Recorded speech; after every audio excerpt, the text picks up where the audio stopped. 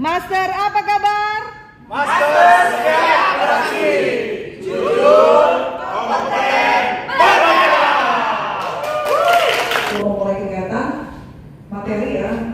Kita sebelum memulai untuk penyuluhannya, sebelum materi, kita ada games dulu nih di sini tentang nilai-nilai ini integritas. Ya, akan dipadu sama syarat.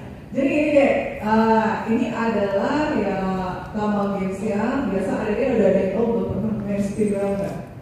Pernah. Nah di sini ada beberapa. Sebetulnya sih nilai integritas itu ada 9 sih ya. Cuma hanya karena peserta kita ada banyak. Ini ada 10 atau tidak 10? Kita mulai sih.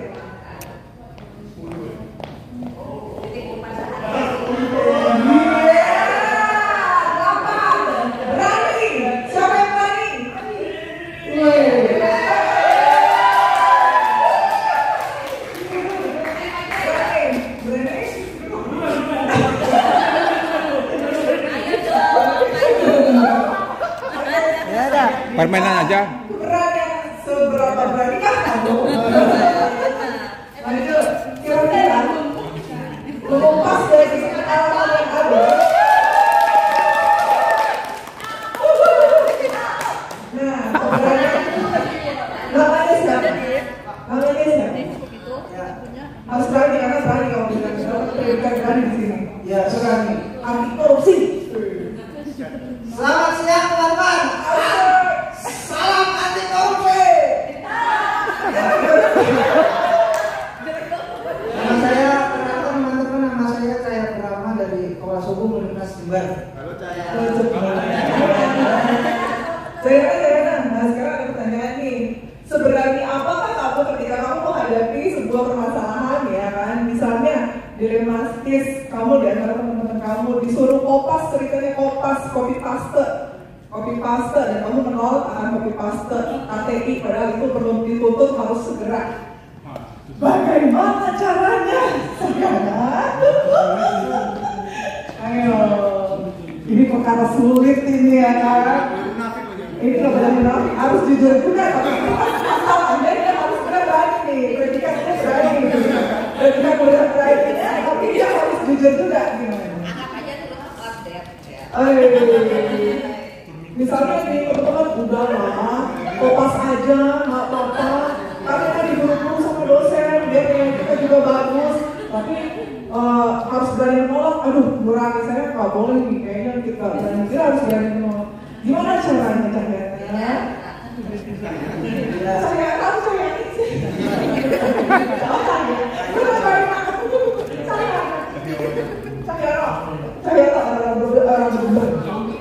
Terima kasih Kak. Mungkin karena di sini saya dapat berani, jadi saya memposisikan diri sebagai orang yang berani.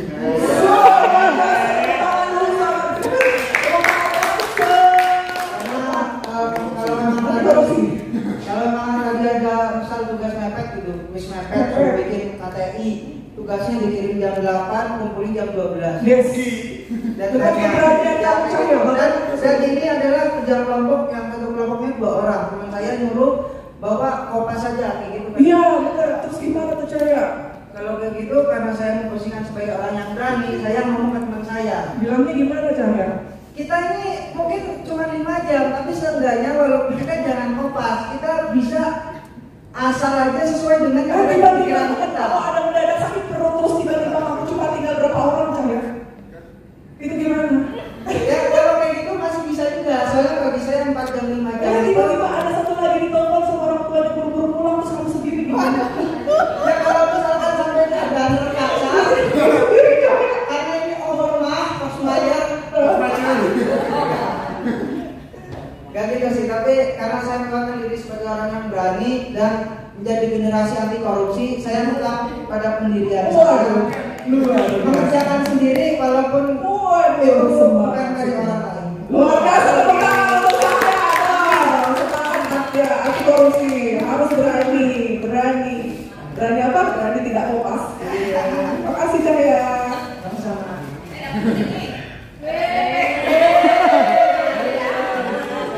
Ya, boleh selanjutnya. Siapa lagi diganti. Skip. Siapa? Kejujuran. Siapa kejujur? Siapa yang berani jujur? Ayo, jujur aja. Gantian. On the spot aja apa aja. Namanya siapa deh? Mas Teguh gantian. Siapa namanya?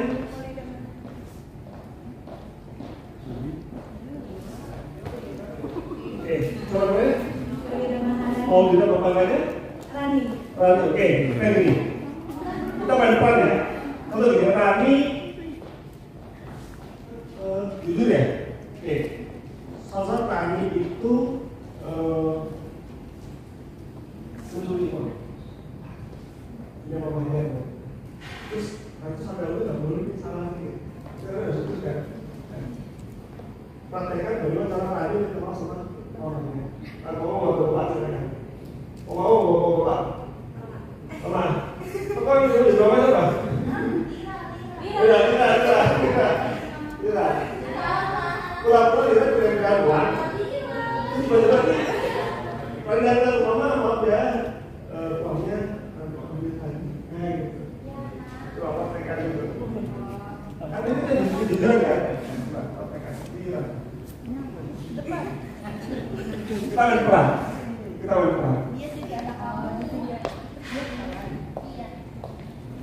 Oke.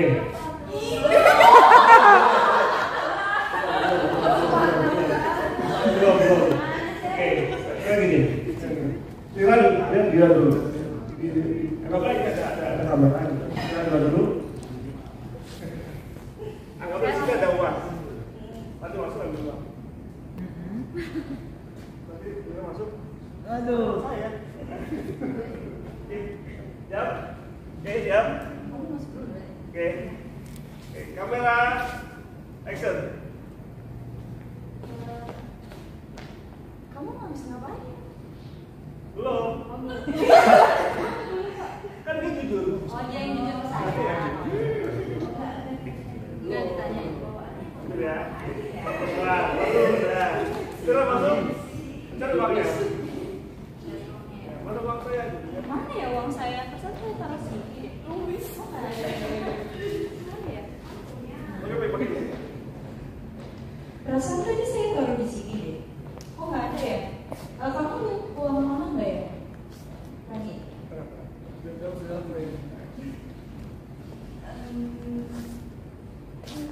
Maaf ya Ma, tadi duitnya aku ambil.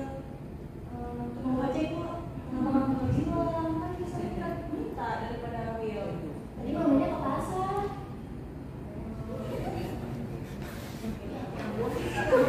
Gimana? Bagus ya aslinya. Mau pulang. Tunggu ya. Bagus. Makasih kita sama kami. Oke, lanjut. Satu lagi ya. Oke, satu lagi. Dari bang ini satu lagi. Oke. Putar dulu ini. Spin. Mati ya. 12. Silakan. Boleh ini? Kerja pertanyaannya. Keras. Kerja cepat.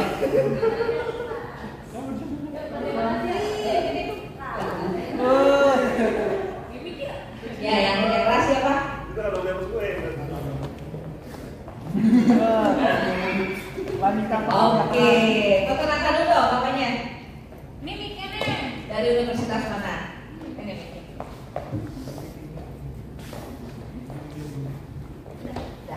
Halo teman-teman, nama aku Amelia, aku dari Universitas Sriwijaya. Bisa dilihat fotonya. Iya ya. Namanya. Namanya Amelia, dipanggil Lala teman-teman. Oke, sudah cukup perkenalannya? Oke. Nah Lala, ini kan dapatnya nih bagian kerja keras ya. Menurut kamu kerja keras dalam yang bisa kamu terapkan dalam kehidupan sehari-hari itu seperti apa? Belajar, karena balas uang jajan dan belajar dan lain. Terus apa lagi ya? Apalagi nih, itu misalnya sebagai tamu itu sebagai anak ya, nah, sebagai anak nih, kalau sebagai mahasiswa di kampus kerja keras itu apa? Kerja keras. Kalau di dosen, tugasnya langsung subuh. Saya itu apa? Apa lagi ya? Kalau dosennya cuma berumpi, didengerin nggak? Enggak. Nah, Sendiri. oke, selain itu apa kerja keras? Kerja kerasnya apa lagi ya? Kerja kelompok.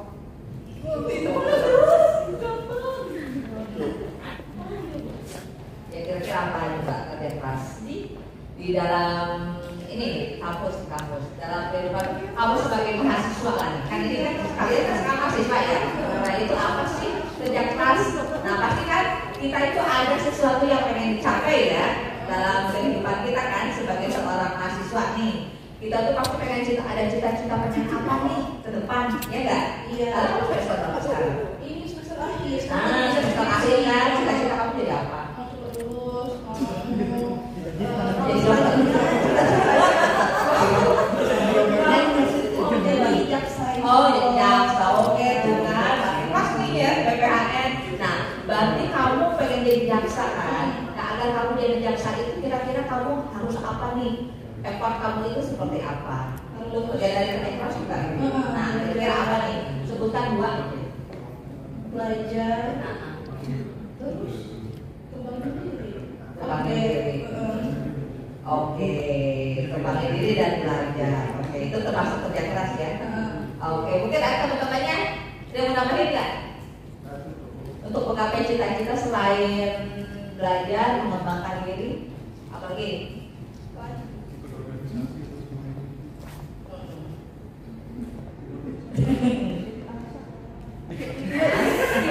Oke, nggak usah. Nanti belajar dan mengembangkan diri ya. Nah, selain itu. Oke. Mau tetap di mana sekarang materi berapa? 3 Ada 5. Oh, materi ya. Pas lah ya. Oke, makasih Lala ya. Tepuk dong, teman-teman. Di sini kita lanjutkan ke materi saja. Nah, materi yang sekarang perkenalkan dulu ya. Bantuan ya. Ustaz bantuan hukum, budaya dan bantuan hukum. Nah, ini kita di sini sebagai penyuluh hukum, kami juga kita sebagai penyuluh anti korupsi. Kawan aksi semuanya. Nah, salah satunya kita ini mempunyai tugas dan tanggung jawab itu memberikan penyuluhan hukum, penyuluhan tentang korupsi ya. Seperti ini nih kepada kawan aksi semuanya, adik-adik semuanya. Nah, nanti dari kalangan adik-adik itu bisa nih kalau mau jadi penyuluh anti korupsi ya, Dalia ya. Bisa ya? Nah, bisa, karena ini bebas. Seperti itu ya. Jadi nanti lebih lanjutnya bisa nanti kita lihat. Oke, kita masuk dulu ke sini. Nah, ini dampak menghancurkan korupsi pada masyarakat, bangsa dan negara. Tema kita hari ini. Next. Nah, apa sih itu korupsi? Nah, korupsi itu adalah masalah yang kompleks dan banyak sisi merusaknya pada fondasi masyarakat, bangsa dan negara. Nah, hal ini akan mengikis kepercayaan publik, yaitu mengalihkan sumber daya dari layanan penting dan melestarikan ketidaksetaraan sosial dan ekonomi. Nah, kira-kira kayak gimana sih? Ini contohnya, baik udah ada ya gambaran nggak dari? Kayaknya gimana gitu? Nah, ini mengikis kepercayaan publik. Jadi misalnya, contohnya nih, ini dipelajari jam yang lalu. Nah, kok kita nggak dipanggil-panggil? Taunya yang baru datang, langsung nyalakan, langsung dapat, langsung masuk. Nah, itu kenapa kok bisa? Nah, itu salah satunya karena ada modal ya, atau juga mungkin disuap nih, ada suap kasih uang nih biar bisa maju duluan, ya enggak? Nah, itu salah satu itu di kehidupan sehari-hari. Itu mengikis ke kepercayaan publik enggak? Mengikis kan? Nah, jadi kok bisa gitu sih gitu kan? Kok bisa? Nah, itu salah satunya mengikis kepercayaan publik.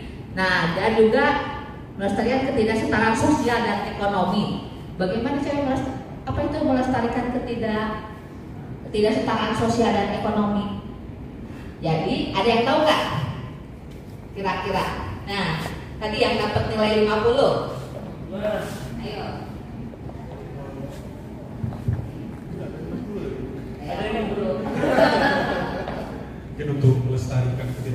sosial itu mungkin merupakan kalau andai kata seperti contoh ibu tadi, kalau misalnya ada yang orang dalam, itu kan hal yang tidak perlu untuk di stagnan atau untuk diteruskan dalam untuk ketidaksetaraan sosial tadi, yang dimana itu seharusnya semua orang itu memiliki hal yang sama, namun karena kita sebut juga ada nepotisme atau dan sebagainya, jadi yang justru yang melakukan nepotisme itu sendiri istilah itu diutamakan, walaupun seharusnya semua orang itu setara harusnya secara sosial dan ekonomi. Oke, tepuk tangan dong buat temannya. Oke, makasih. Siapa tadi kamu ya? Oh, Adi, ya makasih Adi. Nah, betul ya, seperti itu. Contohnya, next. Nah, ini korupsi dan pembangunan ekonomi. Korupsi itu menekan pertumbuhan ekonomi dan investasi asing ke negara kita nih ya. Nah, yang menyebabkan berkurangnya pendanaan untuk infrastruktur, kesehatan, dan pendidikan. Nah, ini pada gilirannya melestarikan kemiskinan dan ketidaksetaraan. Seperti dibaca ya. Nah, itu lebih memperburuk tantangan masyarakat. Ini kita bentuknya kayak diskusi aja ya. Oke. Nah, ini sekarang tadi yang 60 nih. Kira-kira kenapa korupsi itu bisa menghambat lajunya investasi asing ke kita? Mungkin uang yang harus investasi itu malah masuk ke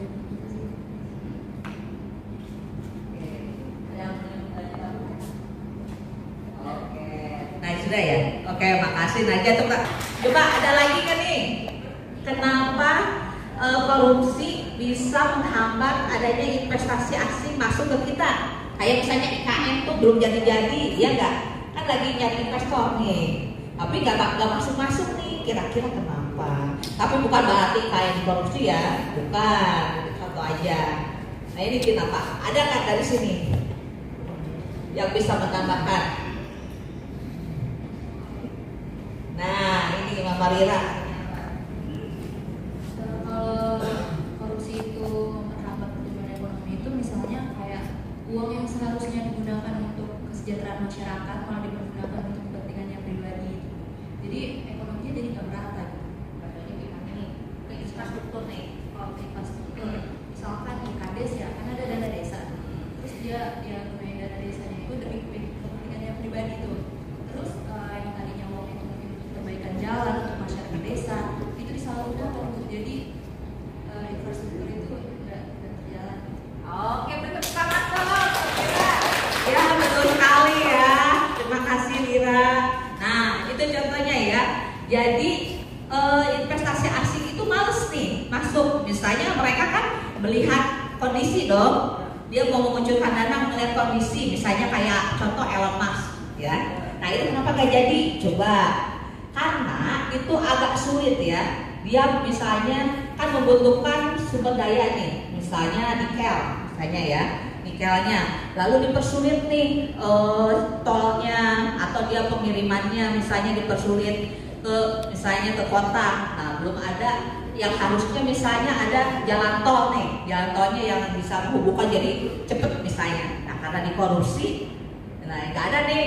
Nah itu kan mempengaruhi infrastruktur kan, yang tadinya mau investasi jadi ribet nih. Belum lagi ada pungli-pungli contohnya misalnya ya, wah mau lewat sini ada pos 1 ini dulu, setor dulu, pos 2 setor dulu. Nah jadi males. Nah investor tuh jadi mikir, waduh ini kebanyakan pungli ini nanti lama-lama habis kayak gitu ya. Contohnya itu di infrastruktur. Nah lalu di kesehatan, contohnya di kesehatan apa? Ada yang tahu nggak? Korupsi itu menghambat kesehatan. Contohnya mana nih? Coba lagi.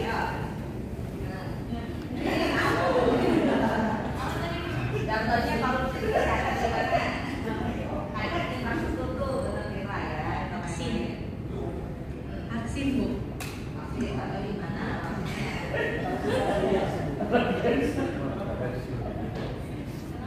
Kenapa vaksin? Karena dananya dikorupsi bu, yang harusnya buat vaksin, yang harusnya buat vaksin malah dipakai buat pribadi uangnya. Gimana? Jadi dampaknya ke masyarakat itu tidak mendapatkan vaksin. Sekarang kan? Ya. Nah betul sekali.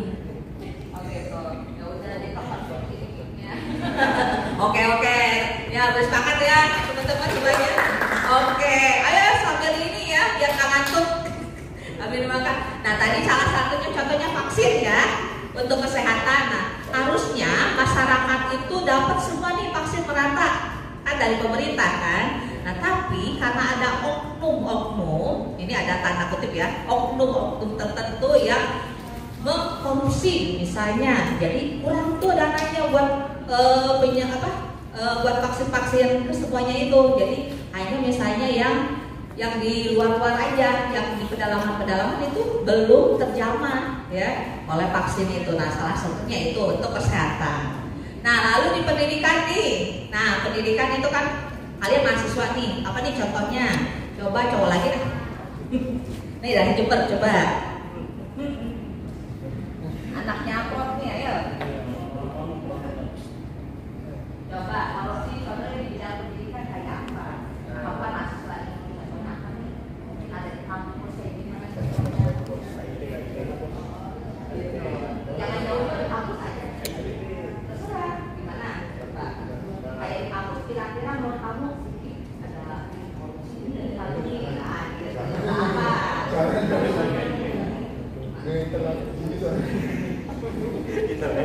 Ayo. Gak apa-apa, di kita aja nih. Ya maksudnya ini misalnya di kampus A, misalnya kampus mana itu contoh ini. Gak usah nyebutin namanya. Gak usah nyebutin namanya apa kek. Contoh pendidikan. Random aja random apa. Ya pakai mic-nya. Ya perkenalkan namanya. Ya, perkenalkan nama saya Edgar.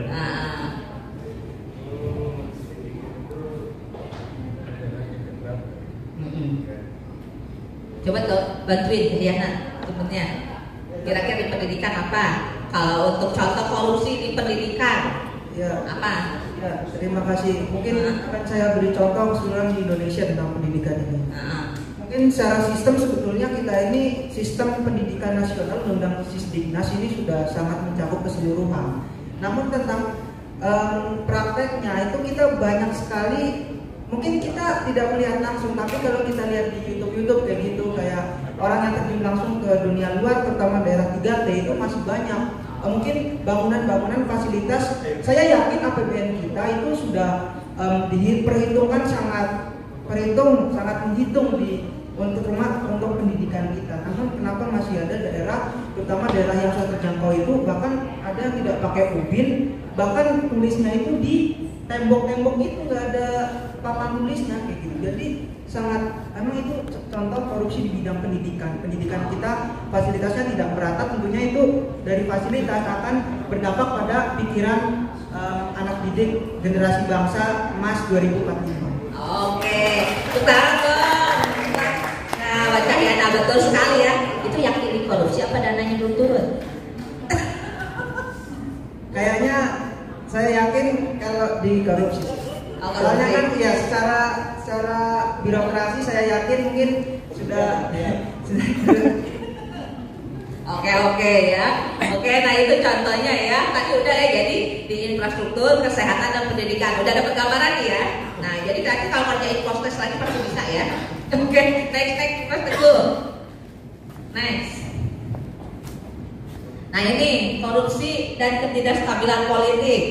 Nah, korupsi itu meluas dalam pemerintahan lembaga publik, dapat menyebabkan ketidakstabilan politik, merusak supremasi hukum, memicu kerusuhan sipil.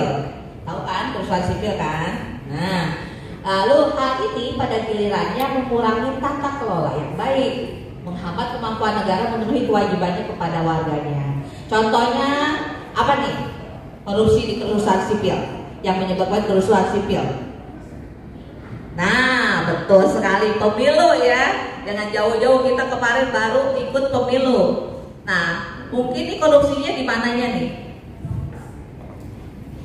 Ya, apa?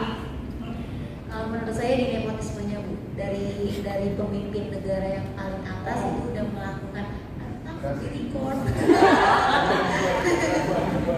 Iya, dari pemimpin yang paling atasnya itu udah mulai memainkan kebijakan untuk kepentingan dirinya dia sendiri dan keluarga.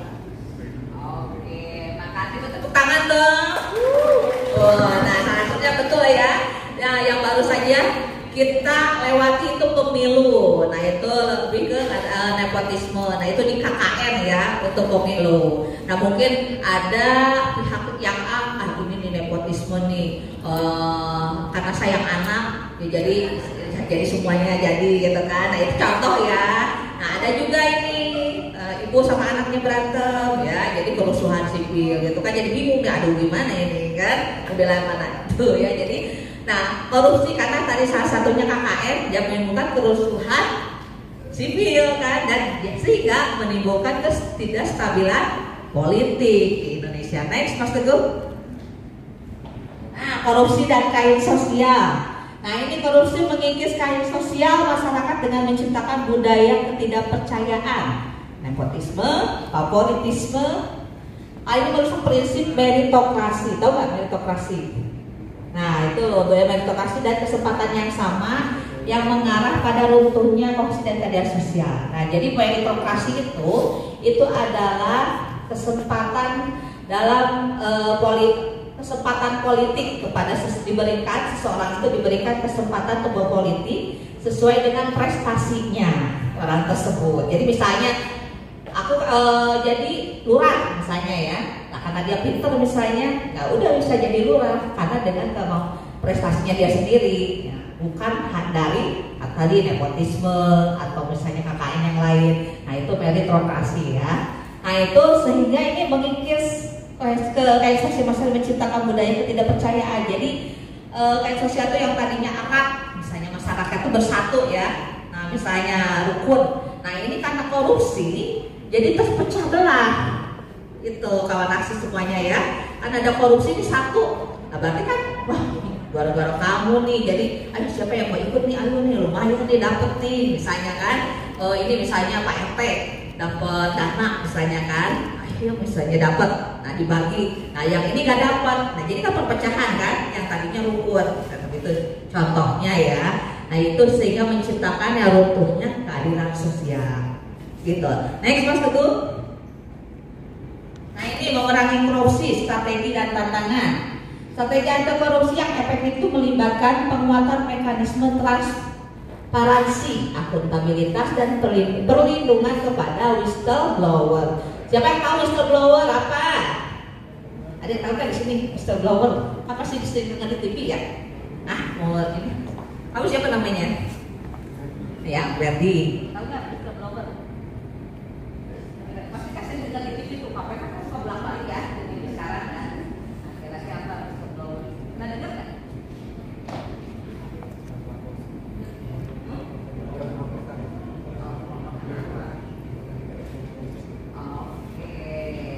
Oke, jadi whistleblower itu betul ya. Ini yang pelapor ya, jadi yang pembisik, misalnya membisikkan. Whistle itu kan berbisik ya. Jadi ini pembisik yang melaporkan yang adanya kasus korupsi. Nah, itu harus ada perlindungan. Jadi jangan marah. Siapa nih yang ngelaporin? Malah jadi ditangkap nih gara-gara ngelaporin itu tuh misalnya dosen itu nih, si Pak itu misalnya si Pak A. Ini korupsi misalnya pendidikan misalnya ya, kampus, korupsi administrasi apa misalnya, dilaporin. Ini siapa yang ngelaporin nih, mahasiswa ini? Oh, kamu. Jadinya dikeluarin misalnya kan dari kampus gara-gara dia ngelaporin dosennya. Nah, itu nggak boleh ya. Jadi kita ada perlindungan kepada whistleblower tersebut, dan KPK itu sudah ada untuk perlindungan seperti itu ya, nah semuanya. Nah, itu namun sifat korupsi sudah mengangkat, gitu kan, dan kepentingan yang terlibat itu menimbulkan tantangan terhadap upaya-upaya ini. Jadi menimbulkan tantangan supaya gimana sih supaya makin banyak whistleblower yang lain nih yang mau maju menegakkan keadilan. Dan misalnya dari keadilan itu kan menciptakan apa coba? Keadilan sosial ya bagi semuanya. Seperti itu. Next, Mas Teguh. Nah, kesimpulannya, mengatasi dampak menghancurkan korupsi itu membutuhkan pendekatan yang komprehensif dan melibatkan banyak pemangku kepentingan, termasuk pemerintah, masyarakat sipil, sektor swasta. Komitmen yang berkelanjutan dan tindakan kolektif sangat penting untuk memulihkan kepercayaan publik dan membangun masyarakat yang lebih adil dan setara. Masyarakat bisa berperan aktif mencegah terjadinya korupsi, diantaranya pantang terlibat tindak pidana korupsi, berarti untuk integritas ya, nilainya integritas tadi, melaporkan tindak pidana korupsi, memperbaiki sistem, menyebarkan nilai integritas. Nah ini nilainya integritas itu ya, yang bersepeda kakak. Kalau di KPK itu disingkat ya, supaya menghafalnya itu gampang. Bersepeda kakak. Nah, Jumat bersepeda kakak, jujur, mandiri, tanggung jawab, berani, sederhana, peduli, disiplin, adil dan kerja keras. Seperti itu. Next, Mas Teguh. Nah ini ya, sorry ya, kecil ya. Nah ini bentuk contoh di kampus, dibaca aja ya. Nah ini nih, bentuk contoh-contoh korupsi di kampus. Nah kira-kira di sini ada nggak yang terjadi di salah satu kampusnya di kalian? Boleh dibaca aja tuh. Patronas itu apa sih? Contohnya tak. Nah sponsor atau dukungan dana nih ke kampus. Nah contohnya kan menumbuhkan perlukan basis biar misalnya lagi kampanye nih, misalnya warna apa nih? Warna pink. Ada nggak sih warna pink? Gak ada ya? Misalnya partai pink nih lagi kampanye, wah dia sponsorin nih apa nih kegiatan di kampus nih. Jadi nanti beli ya, gitu kan? Seperti itu. Jadi kalau apa demo, misalnya ya, kalau si partai pink itu nanti ada apa-apa, gitu kan? Nah contoh nih patrones. Nah terus suap lisensi dan akreditasi. Nah biar cepet naik nih kampusnya nih, biar jadi akreditasinya tadinya B misalnya, pengen A nih, biar bonafit kan, iya bonafit jadi naik A nih, menyuapkan dia membeli akreditasi, biar jadi naik levelnya ke A. Nah itu bisa terjadi juga ya, itu salah satu di lingkungan kampus. Next, Mas Teguh. Nah ini suap penerimaan mahasiswa baru. Nah banyak kan terjadi ya. Contohnya adalah di sini nih ya. Itu kisah nyata ini tempat terjadi melibatkan mantan rektor Universitas Lampung gitu. Ada yang dari Lampung kan ya? Gak ada kan? Ya syukurlah. Nah ini ya, ada contohnya ini. Nah itu Ketua Senat Unila Muhammad Basri. Nah ini terlibat. Nah itu lalu penyalahgunaan anggaran. Nah contohnya, boleh nanti kalau mau ya slide-nya. Ininya di ini aja. Nah itu dampak korupsi di lingkup perguruan tinggi. Nah itu kembali dampak negatif. Nah itu penyuapan akreditasi yang tadi ya. Next Mas Teguh. Ya terima kasih ya semuanya. Jadi kawan aksi semuanya, jangan ragu-ragu ya. Kalau misalnya terjadi tindak pidana korupsi, jangan ragu-ragu untuk melaporkan ke tahu nggak? Yang harus melaporkan kemana? Nah, KPK tahu nggak ininya apa karena KPK-nya? Ya, betul sekali, lapor terus aman. Ya itu jadi jangan lupa ya, jangan jangan takut karena tadi kita ada undang-undang tentang whistleblower. Jadi di situ nggak akan ada foto kita, nama kita nggak akan disebut seperti itu. Jadi kawan aksi jangan takut kalau terjadi hal-hal misalnya di kampus ya. Nah itu kan mengganggu ke pendidikan yang kalian jalani kan. Nah misalnya hak untuk mendapatkan perlakuan yang sama, pendidikan yang sama. Nah itu juga bisa nanti dilaporkan ya. Oke, terima kasih semuanya adik-adik ya. Nanti selanjutnya ini dengan Kakak Teguh tentang tadi ya, yang nilai tadi IPK dan IPA. Oke. Masyarakat edukasi. Ini sebelum master, dulu yang ini adalah kalkulasi. Coba dulu, saya dulu. Oke, untuk sedikit relaksasi, tolong dulu. Jadi, karena tangan kanan di atas. Oke, pegang udah punya sebelah kanan. Sebelah kanan,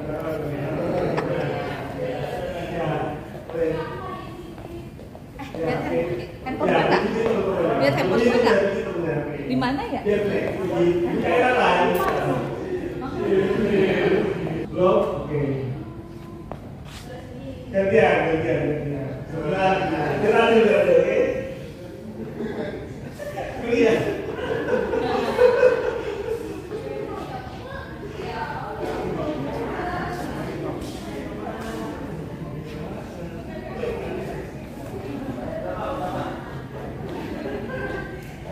Cukup? Oke, cukup ya, terima kasih. Sekarang dulu.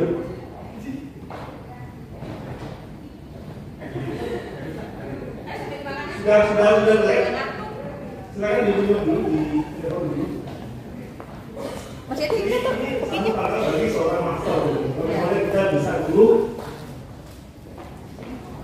dengan yang ini apa adanya. Kalau teman-teman mau jadi dulu, nanti korupsi ya seperti nanti didiktator oleh KPK, kita nanti ada sertifikat. Terus punya kewajiban dulu. Kalau yang pertama 3 kali, tingkat muda 6 kali, ya tingkat pada 9 kali. Kalau ke tingkat yang media sudah komunitas dengan itu kan bina komunitas dulu terus nanti bisa dapat.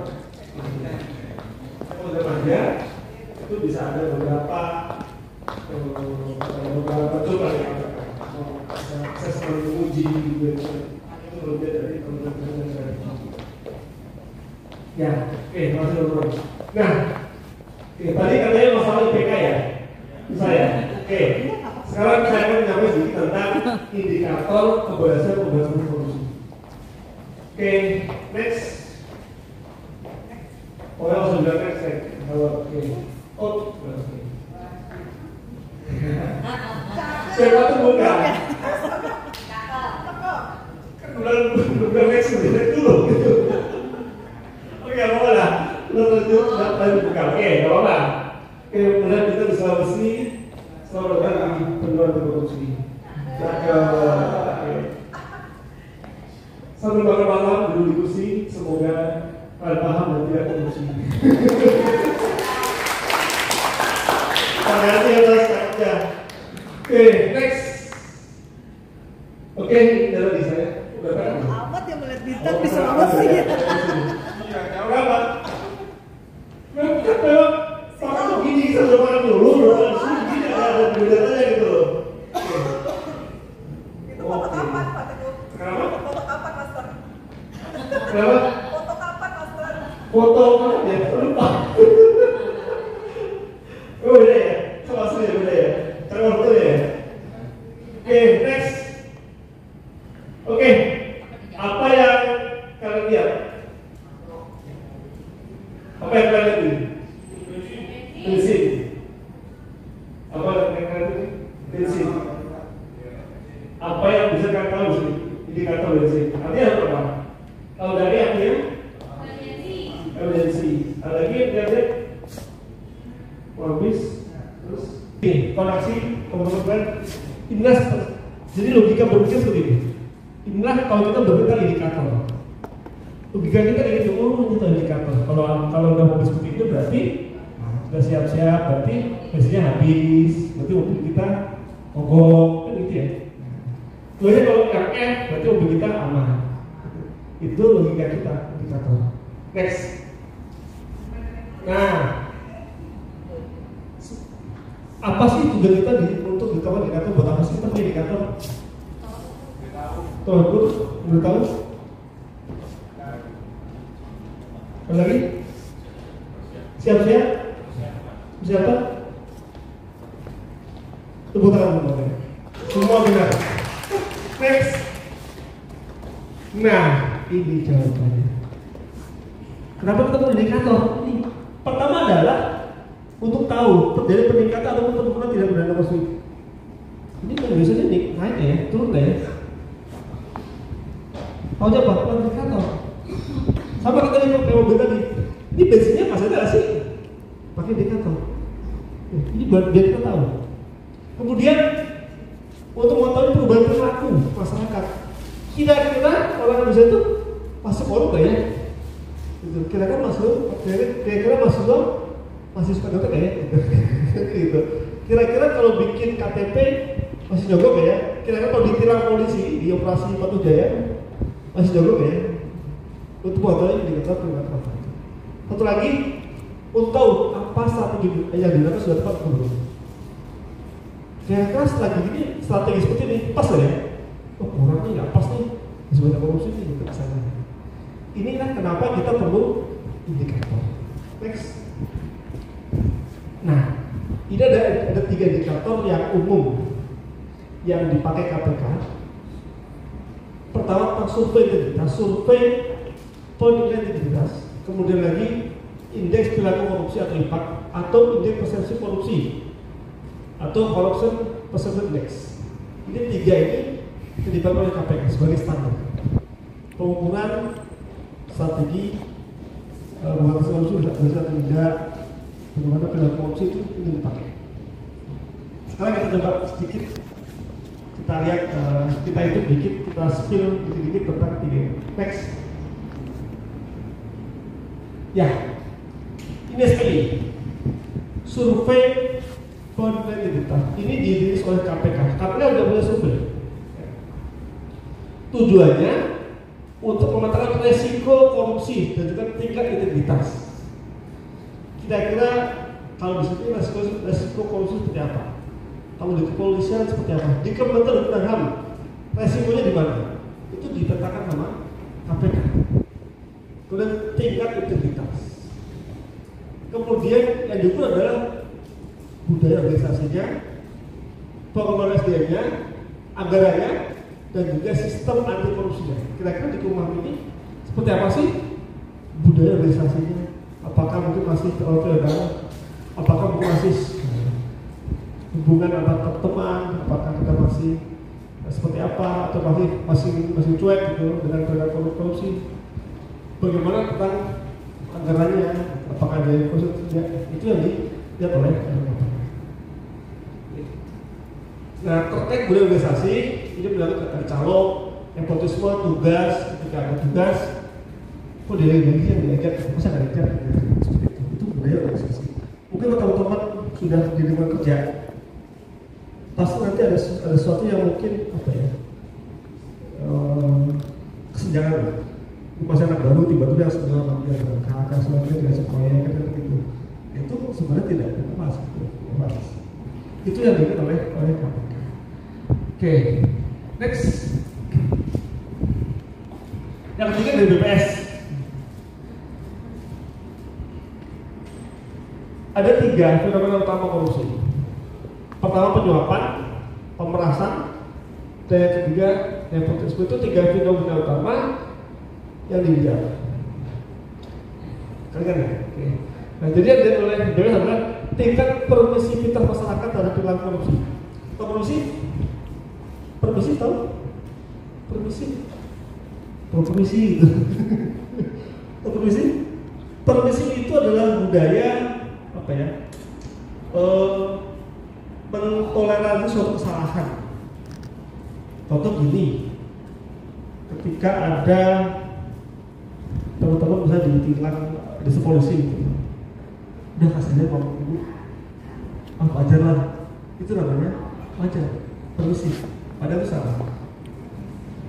Misalnya lagi ketika ada murid, karena itu iklan susu ya, ulang tahun gitu, masa ulang tahun gitu loh, banyak hasilnya ulang tahun gitu, itu sebenarnya wajar di masyarakat kita kasih hadiah gurunya, wajar kan? Padahal itu adalah satu bentuk dari gratifikasi. Bayangkan ketika guru dikasih hadiah sama muridnya, terus tiba-tiba muridnya jelek nilainya atau nakal, kira-kira bisa ngomong nggak? Tegas nggak? Bisa tegas sama murid itu?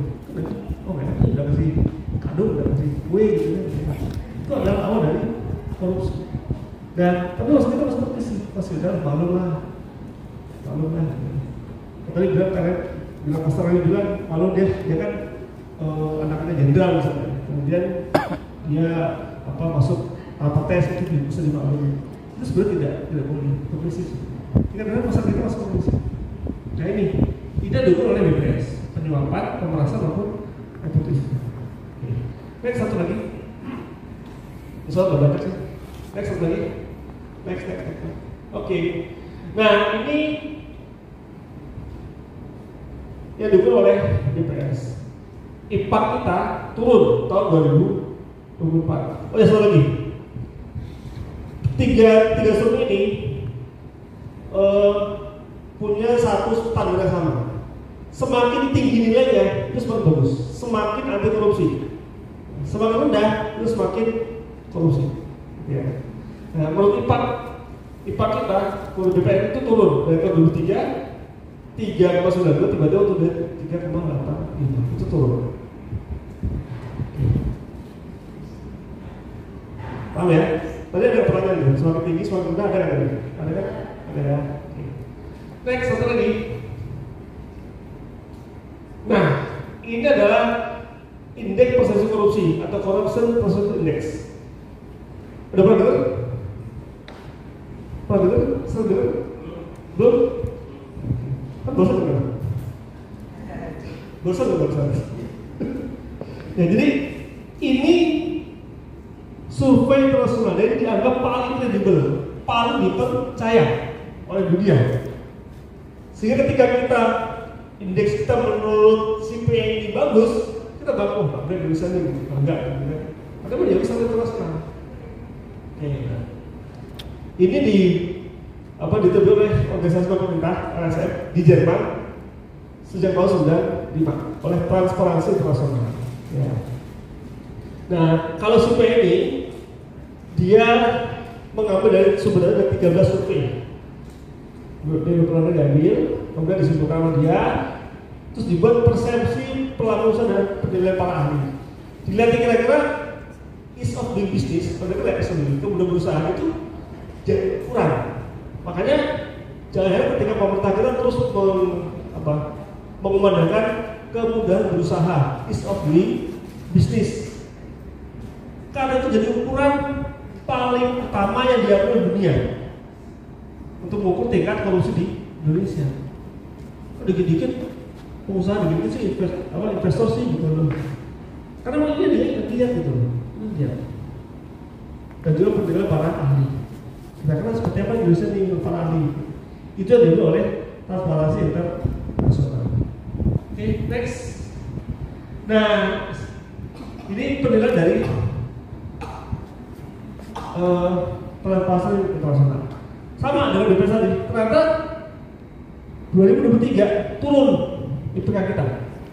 Tadinya 3, itu, nah hampir 4 tiba-tiba turun menurut Transparansi Internasional. Jadi ada kecenderungan bahwa kemudahan berusaha itu sudah turun. Banyak investor yang tidak mau investasi di Indonesia. Dampaknya apa? Tadi sudah disampaikan. Banyak pengangguran. Ya kan? Pada kabur pabriknya. Mau investasi diparkir, gitu kan? Baik, dapatnya mumpun ya premannya. Terus gitu. Gak usah investasi deh, gak usah bangun pabrik deh, bangun rumah, ada bangun rumah. Ada preman datang. Dari mana gitu? Ya, itu adalah perilaku masyarakat kita. Next. Ya. Kalau tadi nilai kita 30-an, di bawah 40, ini yang terpaling bagus. Kalau menurut Transparansi Internasional tahun 2003 paling bagus itu ada Selandia Baru, New Zealand. Berapa nilainya? 85/100. Wow. Kita nggak ada setengahnya. Nggak ada setengahnya. Dan lebih parah lagi, kita kalah sama tetangga kita, Singapura, 83. Nilai 83. Kita baru 83. 40 juga ada. 40 nggak ada kan? Nggak ada. Parah ya? Parah. Nomor 3 Australia 75, nomor 4 Hong Kong sama 75. Ini menurut Transparansi Internasional. Nah ini yang paling bawah Afghanistan, Myanmar dan Korea Utara itu paling parah menurut Transparansi Internasional. Wah, Pak itu kan ini standar mereka gitu. Kita punya standar lagi, silakan. Kalau punya standar silakan. Tapi jelas itu adalah menurut penilaian dari para ahli dan para survei.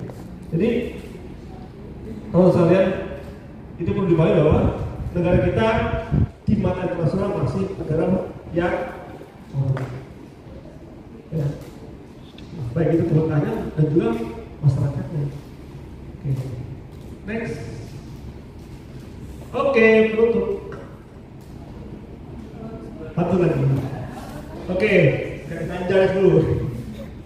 Selamat pagi, makan nasi. Ngomongnya baru nanti. Ayo belajar anti korupsi agar kita berusaha. Ya, cantiknya terima kasih, sekian terima kasih. Udah saja usia mau ada kekurangan, assalamualaikum warahmatullahi wabarakatuh. Waalaikumsalam.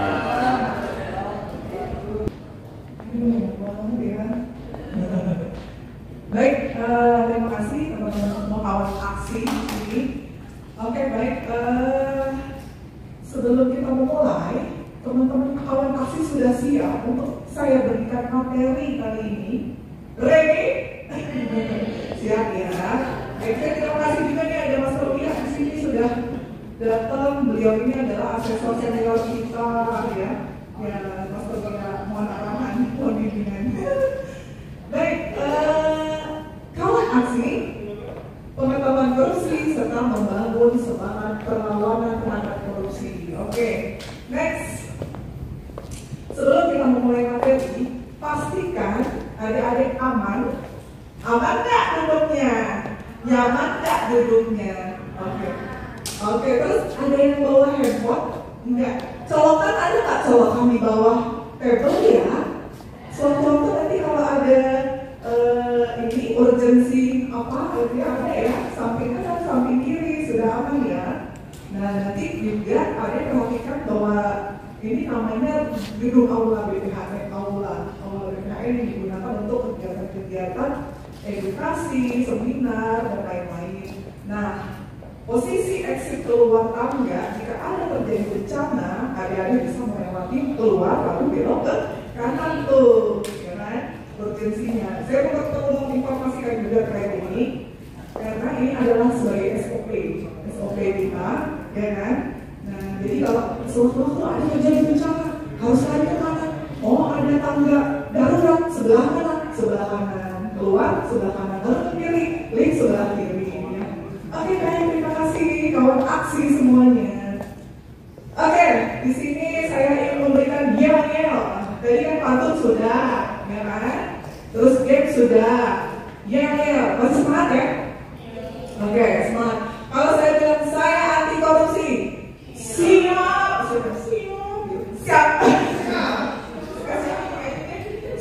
kayak polisi, siap gitu ya.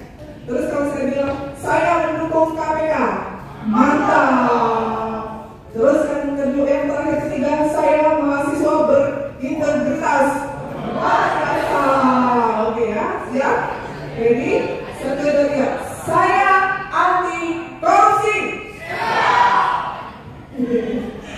Saya mendukung KPK. Saya mahasiswa berintegritas. Makan buat kita semua. Next.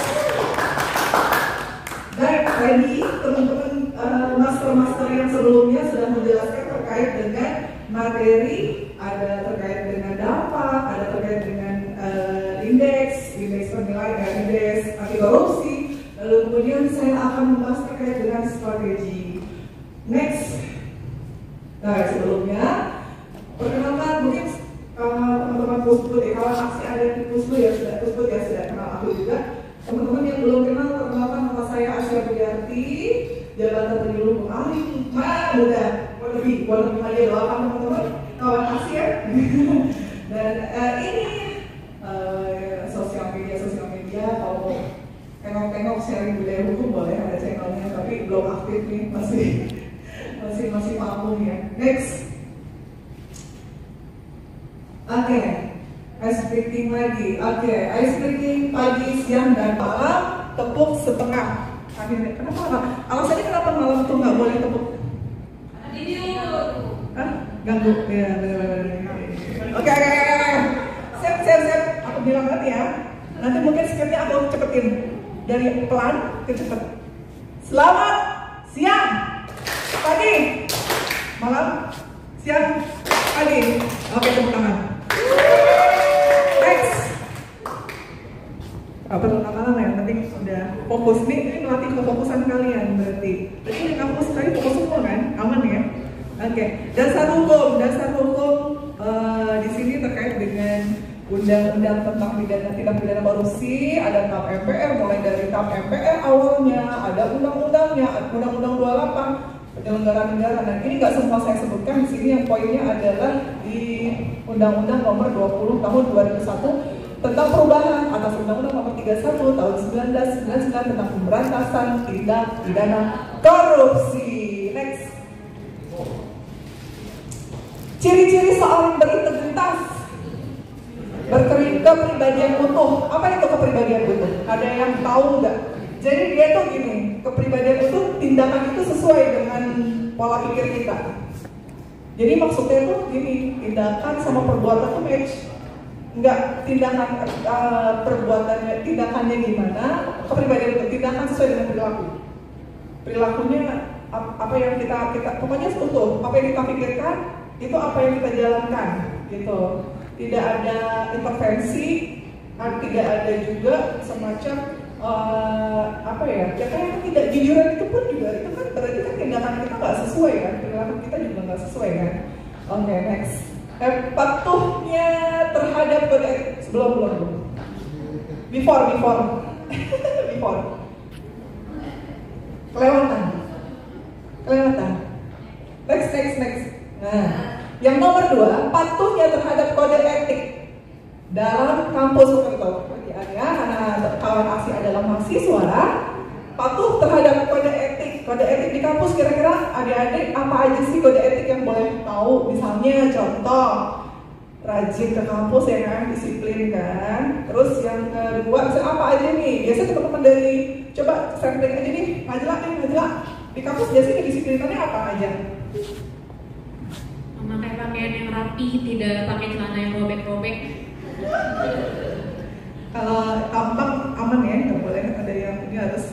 Ada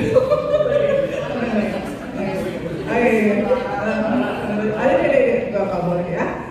Next, ada. Nah ini di belakang ada nggak sih kode etik yang misalnya di kampus ditekankan menjadi ini acuan kita harus dilakukan gitu, apa deh? Kode etik untuk berbicara dengan dosen itu boleh. Kode etik enggak.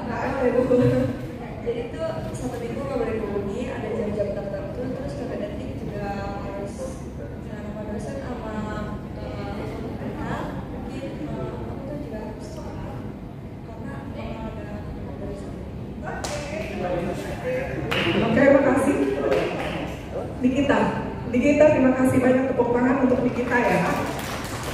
Jadi kode etik setiap kampus itu pasti ada, ya kan? Ada tujuannya apa tuh kode etik, ya kan? Itu untuk apa? Untuk melatih kedisiplinan juga, ya kan? Untuk juga supaya tidak mengantisipasi hal-hal yang tidak diinginkan, gitu ya. Lalu kemudian yang ketiga poinnya adalah tidak tergoda melakukan penyelewengan dengan wewenang yang dimiliki. Nah, ini mungkin lebih ke integritas juga. Next. Nilai integritas tadi sudah dijelaskan, ada 9 nilai integritas. Apa tuh dibaca deh? Jumat bersepeda kakak. Nah, Jumat bersepeda kakak. Mandiri. Nah, sederhana, peduli. Tadi kita juga udah main games ya. Ya, kawan aksi tadi udah paham kan? Paling tidak itu 9 nilai integritas. Nah, ini poinnya disingkat akronimnya itu tadi. Jumat bersepeda kakak itu lebih praktis. Oke, next. Strategi, pemberantasan korupsi, pendidikan, anti-korupsi. Oke, yaitu strategi tadi ada yang sudah menjawab pretest sesuai nggak di antara Trisula ini? Siapa tadi yang menjawab Trisula? Terkait dengan adanya penindakan, pencegahan tadi memang nggak ada. Yang betul itu penindakan, tadi apa ya? Pencegahan masih ingat? Penindakan, pendidikan. Siapa tadi yang menjawab pencegahan? Bisa reasoning alasannya? Udah paham rupanya? Oke. Jadi pencegahan itu sendiri yaitu prevention, tindakan pencegahan. Pencegahan prevention ya. Artinya apa di sini? Perbaikan sistem sehingga meminimalisir terjadinya tindak pidana korupsi sendiri. Antara di kampus sendiri, di sana ada nggak sih kayak program-program khusus gitu ya untuk pencegahan anti korupsi? Ada nggak kegiatan-kegiatan kampus yang dilaksanakan edukasi terkait anti korupsi? Teman-teman ada kawan-kawan aksi gimana? Ada nggak kira-kira? Pernah ikutin nggak? Atau kerjasama mungkin untuk preventionnya? Nggak pernah. Di belakang ada belum pernah terjadi ya. Boleh undang-undang kita ya. Oke, tepuk tangan buat kita semua nih. Oke, penindakan, sulap penindakan. Tadi kita loncat ke poin kedua karena tadi soal pretestnya adalah di poin jawabannya di poin kedua ya, pencegahan ya. Pendidikan soal penindakan. Penindakan adalah strategi represif KPK dalam menyeret koruptor ke meja hijau. Nah, siapa yang menindak?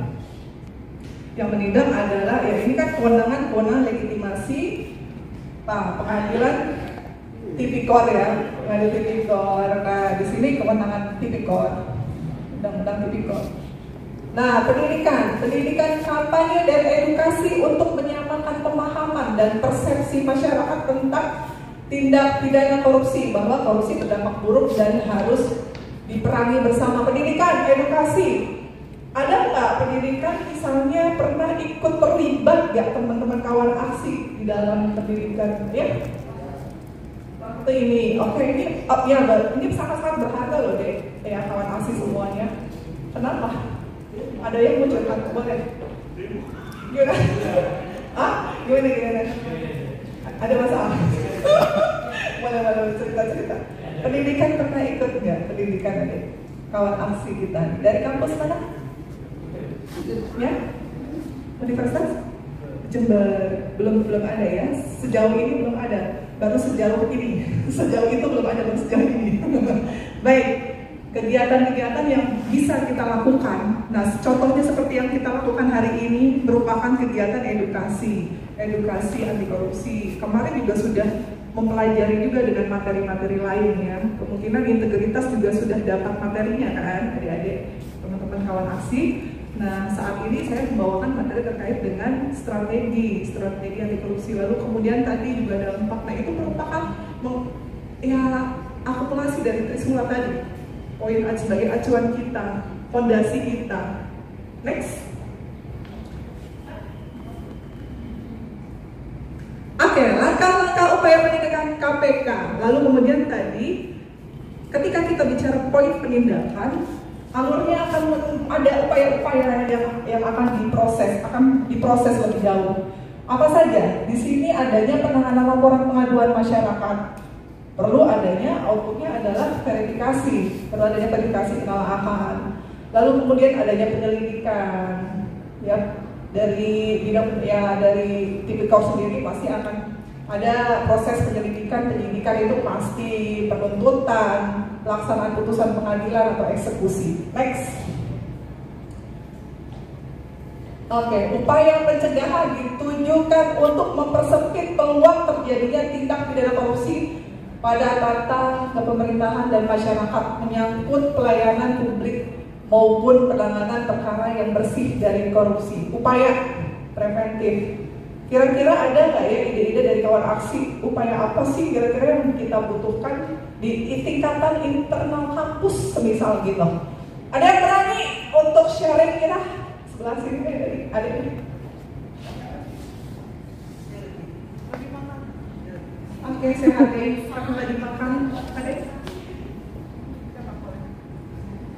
Mungkin untuk di lingkungan kampus itu kan ada beberapa kebijakan-kebijakan yang seharusnya itu melibatkan mahasiswa. Contohnya mungkin dalam bentuk kesepakatan. Kalau di tempat kami itu ada, paling simpel aja itu tempat parkir kalau di kami itu. Sometimes terkadang tempat parkir yang dikhususkan untuk semuanya itu terkadang ada beberapa spot kadang itu dikhususkan hanya untuk dosen ataupun hanya untuk mahasiswa yang seharusnya di dalam kesetaraan itu kamu juga bisa, tapi kadang itu juga ketika ditanya untuk kebijakannya tentunya semua, namun untuk preventifnya juga untuk pelaksanaan itu nggak melibatkan atau biasanya ada spot yang spesial kan, maksudnya eksklusif, dan itu ada pungutan biaya kan, ada nggak ada ya, cuman sometimes yang buat ya sebenarnya cuma buat kesel aja itu jatuhnya itu. Kalau memang nggak boleh untuk mahasiswa itu oke, tapi terkadang tuh ada beberapa mahasiswa yang boleh aja karena mungkin kita sebut aja karena ternyata ada bisa sesuatu di diakses belakang juga ya di situ ya. Ini contoh simpel tapi memang kena juga ini. Ini contoh yang benar-benar kebijakan itu yang paling tidak minimal ada lah ya di kampus seperti itu. Oke, tepuk tangan buat siapa namanya? Adi, tepuk tangan buat Adi. Oke, Adi luar biasa. Oke, next. Upaya pendidikan. Yang pertama, mengkampanyekan 9 nilai integritas. Tadi sudah kita laksanakan, 9 nilai integritas sudah kita campaignkan. Nah, di kemudian hari saya harap, Master harap, Master, kawan aksi, Master harap, semoga kalian ke depan untuk lebih menjadi role model, menjadi pionir, karena kalian sudah mendapatkan edukasi, mendapatkan ilmu basic dari terkait dengan nilai integritas minimal di lingkup sekolah, kampus, masyarakat, nanti meluas ke negara. Siapa tahu kalian jadi pejabat nantinya. Weh, tepuk tangan dong buat kita semua ya. Ada yang amin. Yang ada di sini semua jadi pejabat-pejabat. Amin. Menjadi orang sukses, amin ya. Lalu kemudian mengimplementasikan integritas. Contoh kecil, kalian di tingkatan, misalnya di level keluarga, aku minta tolong si yang belum siapa tadi, Mbak ini deh. Kawan aksi yang sebelah sudah. Udah, belum. Sudah, oke yang belum aja, coba sharing dong kawan aksi. Kamu nilai tertinggi tapi ekspresimu ini gak meyakinkan dong. Kepiye dong. Aku udah lemes ya mas. Semangat. Aksi itu harus berani. Tadi nilai tertinggi loh. Post-test kamu harus dapat nilai lebih tinggi. Belum tahu. Karena itu apa? Berarti kamu sudah membuktikan bahwasannya kamu di awal itu udah maksimal, udah paling the best di antara yang lain. Di akhir kamu menunjukkan di akhir yang sangat memuaskan. Lupa aku pertanyaan tadi apa? Integritas ya kan? Implementasi yang pernah kamu lakukan di dalam melakukan di antara 9 nilai integritas yang pernah kamu lakukan. Contohnya tadi kan ada jujur, segala macam. Mungkin dari saya yang bagian mandiri Bu. Kamu mandiri berarti orangnya. Iya bisa berarti. Wah luar biasa tuh pertama dong. Mandiri. Ya banyak. Terus apa lagi tuh ada kesan-kesan yang misalnya apa sih di kemandirian kamu yang kamu kaitan korelasi dengan nilai integritas KPK nih misalnya gitu. Setidaknya gitu. Kamu tuh kemandirian kamu nantinya suatu saat menjadi seorang, aku akan menjadi role model untuk garda terdepan anti korupsi gitu atau apa gitu kan. Gak minimal kamu kemandirian kamu yang pernah kamu lakukan itu tentang apa? Mungkin dari saya prinsip Bu. Nanti prinsipnya nggak bisa dibayangkan. Oh iya. Tepuk tangan. Nilai tertinggi. Bangga dong kamu ya. Oke, membangun literasi anti korupsi. Oh ya, edukasi dalam bentuk seminar. Pernah ada kegiatan seminar di kampus terkait anti korupsi atau integritas? Belum pernah ya, kawan aksi belum pernah ya. Baru pertama kali di sini. Dan bakti sosial atau volunteer belum pernah ya. Oke, membangun literasi anti korupsi dan lain-lain. Ini contoh upaya pendidikan. Next. Ini siapa nih? Ada yang tahu nggak? Besok bully Bu Mas Setia di sini. Amin. Ini adalah role model anti korupsi di Indonesia. Udah ada pernah yang tahu ini Bu Hatta yang mana? Pak Hugeng dan lain-lain. Coba relax. Mas Teguh. Nah, berikut tadi gambarnya sudah kita expose. Nah, tokoh integritas beliau ini. Tokoh-tokoh yang menjadi role model di Indonesia yang memegang prinsip anti korupsi. Pak Baharudin Lopa menakar dengan pikir dan hati, menolak apapun yang tak masuk takarannya. Contoh kasus, dia tidak menerima sogokan suapan dari dana non budgeter. Nah, kayak Bung Hatta itu ya, zaman budgetnya Bung Hatta pada saat itu tidak menerima. Nah lalu kemudian Google Pak, ini polisi senior polisi yang benar-benar jujur. Beliau ini pantang menerima pemberian karena jabatan. Muhammad Hatta, setiap perbuatan adalah demi negara yang dicintai, janganlah berkhianat. Kata-kata beliau nih. Jadi kalian ini boleh searching terkait dengan role model. Beliau ini orang-orang yang sangat luar biasa. Nah, siapa tahu kalian di antara kalian ini nanti bisa menjadi pengganti beliau. Amin. Raja Dewantara dan Sri Sultan Hamengkubuwono. Next. Dah ya. Oke, terima kasih kawan-kawan aksi semuanya. Mungkin cukup sekian dan terima kasih. Jujur, kompeten dan berdaya. Oke, kawan aksi, terima kasih. Kalau saya di sini ada film kata atau film teknis, mohon dimaafkan kiranya. Baik, untuk next selanjutnya kita akan diskusi ya, Master Teguh. Kita langsung akan diskusi aja ya ke teman-teman kawan aksi. Mungkin kita menerima masukan, ada masukan boleh, pertanyaan boleh. Cukup berapa orang, Master? Gak usah banyak-banyak lah ya, karena juga waktunya udah jam 3 lewat. Oke, 3 orang. Teman-teman kawan aksi, ada nggak yang ingin bertanya terkait dengan apa yang sudah disampaikan oleh master yang sudah presentasi kali ini? Oke, silahkan Cahya. Nggak ada? Sepertinya cukup jelas semuanya ya. Kalian luar biasa. Berarti selama ini kalian itu benar-benar paham, sangat luar biasa nih dari Universitas Jember. Ya, Mas Arti. Nanti kalau misalnya nggak ada yang nanya, kita tanya ya. Boleh siap. Boleh nggak kalau kita tanya? Boleh ya. Boleh katanya dari sebelah sini, sebelah kanan. Mau ditanya apa mau nanya? Kalau misalnya bingung gitu. tadi terkait dengan, saya mau tanya, Trisula itu apa aja? Trisula anti korupsi apa aja tadi yang disebutin sama Ibu? Baru aja Master barusan ada 3. Tri kan 3. Sula yang apa, perbuatan apa? Trisula tadi. Ada yang tahu? Waduh, kali kabeh. Assalamualaikum, perkenalkan nama saya Muhammad Ferdi Prasetyo, desa Nabi Ferdi. Yang pertama itu adalah sula pendidikan Ibu, yang kedua adalah sula pencegahan, yang terakhir adalah sula penindakan.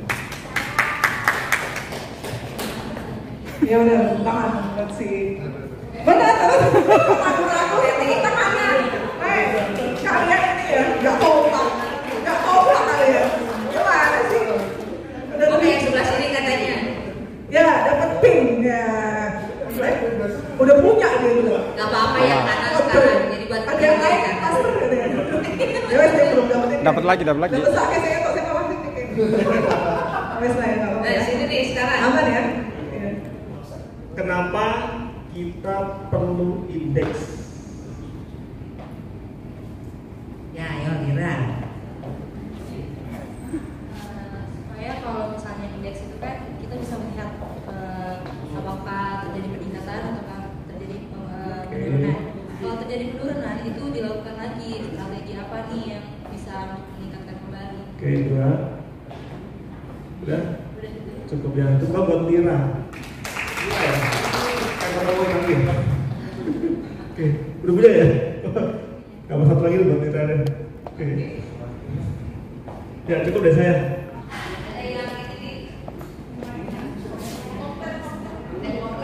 Teman-teman yang dapat skor 50 tunjuk tangan.